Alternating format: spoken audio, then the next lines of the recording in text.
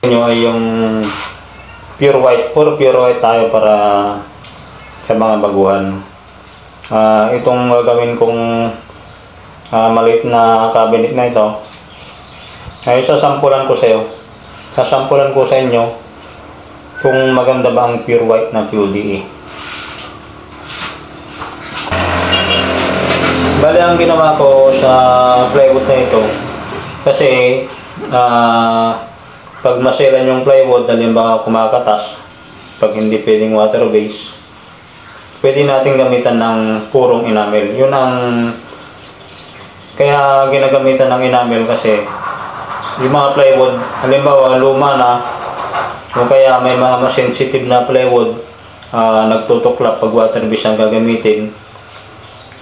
Kaya ang ginagawa naming option, QDE. Yun talaga ang sinaunang ginagamit namin. Matagal ng brand na ito na QDE. Nagsimula ako 1999. Hanggang ngayon, sikat pa rin ang pinturang ito at available sa mga maraming available sa mga hardware. Hindi kayo mahirapang maghanap. Ito yung una kong ginamit.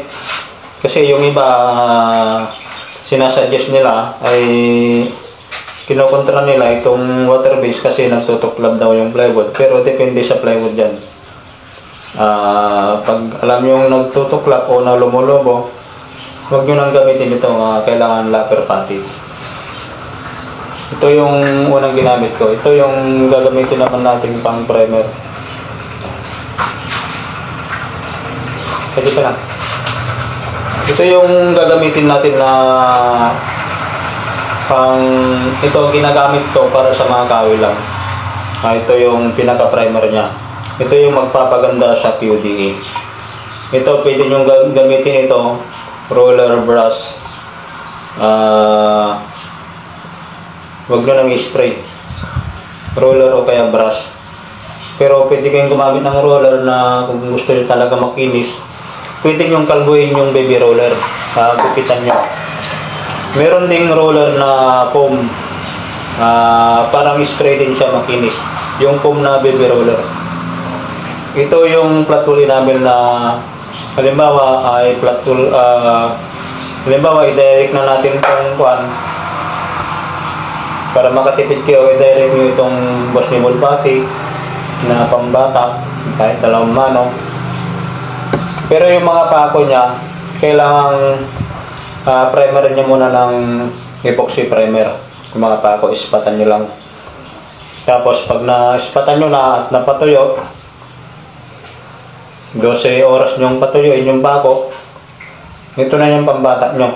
Pwede nyo rin buuin na epoxy primer yung plywood para mas sigurado.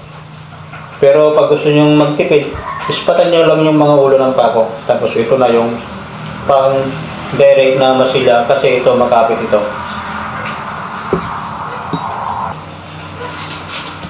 Itong Boss Nibble putty pwedeng direct, pwedeng mag-primer ka rin.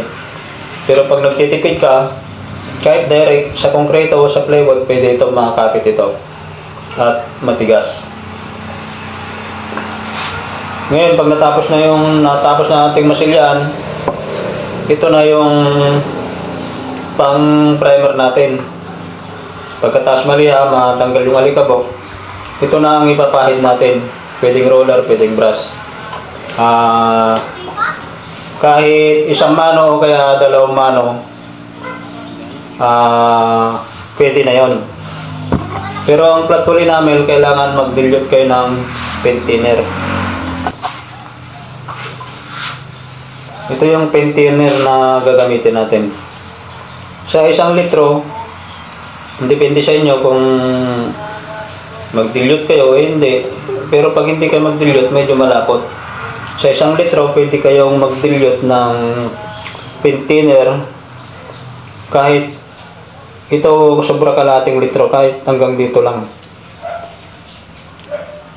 Kahit kalahati o kaya kulang na kalahati nito. Itong bote na ito. Para hindi kayo malito. Huwag lang sobrang labnaw. Kasi pag malabnaw, mas mahina. Pag medyo malapot, mas malakas yung pintura natin. Bali ito yung Ito yung pang-final natin, QDE. Ito, pwede rin kayong hindi mag-dilute. Pwede rin mag-dilute. Pero ako, pag nagdi-dilute ako ng QDE, kunting-kunti lang. Parang ganun din sa flat uli namin. Kahit itong nakikita nyo, kahit kalahati lang nito. O kaya kulang na kalahati nito. Kahit ganyan lang kakon. Papalabnaw nyo lang ng konti itong QDE. Ito yung pang-final natin QDE. Ito mas maganda pag 3 coating. Mas makapal, mas maganda, mas matibay.